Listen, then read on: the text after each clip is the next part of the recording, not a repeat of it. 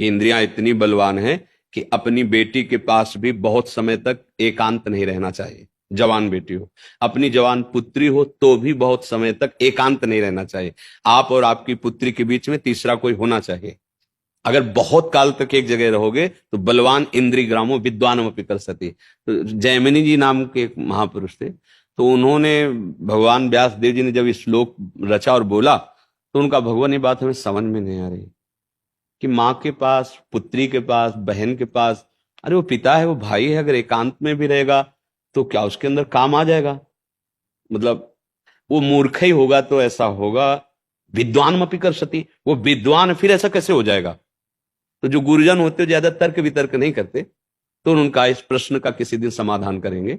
अभी आगे प्रसंग चलता है उसे। फिर बोले शाम की हमारी इच्छा है कि बद्री विशाल में भी एक आश्रम, प्रयाग में भी है, तो कुछ समय के लिए हम वहां के ऋषि मुनियों के दर्शन के लिए, तुम संभालो, तुम यहाँ के प्रधान बनो और सब ब्रह्मचारी हैं और जो यहाँ की दिनचर्या वही करना। ये उत्तर हो रहा है, उसी प्रश्न का उत्तर। वो समझ नहीं पा रहे, बोले कुछ दिन के लिए हम यहां से जा रहे हैं। ठीक। संध्या के समय सब ब्रह्मचारी तेजस्वी स्नान करके और लौट ही रहे थे। संध्या काल, सूर्यास्ताचल को जा रहे थे।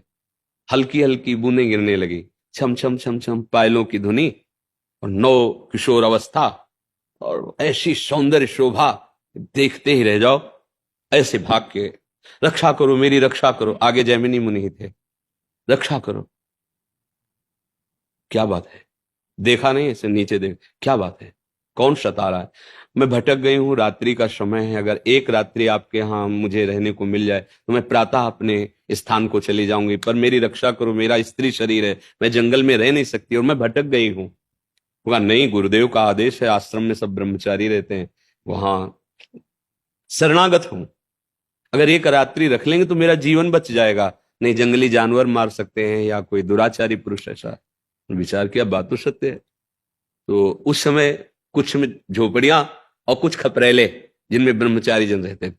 तो एक छोटा खपरेले का दरवाजा लकड़ी का, ऊपर से खपरेला, बोले आप अंदर हो जाइए, अंदर से बंद कर लीजिए, कोई भी आवाज दे बिना प्रातः काल के खोलना नहीं, और प्रातः काल होते ही आप गंतव्य स्थान को चली जाना जहां जाना है।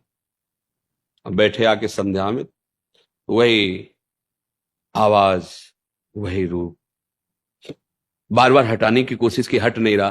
तो मन में आया कि मैंने पूछा नहीं कि तुम जंगल में कैसे फंस गई, तुम किसकी बेटी हो, तुम्हारा ब्याह हुआ है कि नहीं हुआ है, तुम्हारा नाम क्या है, ये तो पूछा ही नहीं। पूछते हैं चल के। उठे, गए, दरवाजा खोलो, उनका नहीं, जैमिनी जी का आदेश है प्रातः। तो मैं जैमिनी हूं, बोले नहीं, आदेश है, नहीं खुलेगा। तो ऊपर के खपरे हटा के, बांस की फंटियां होती उनको हटा के अंदर देखा, दिव्य रूप।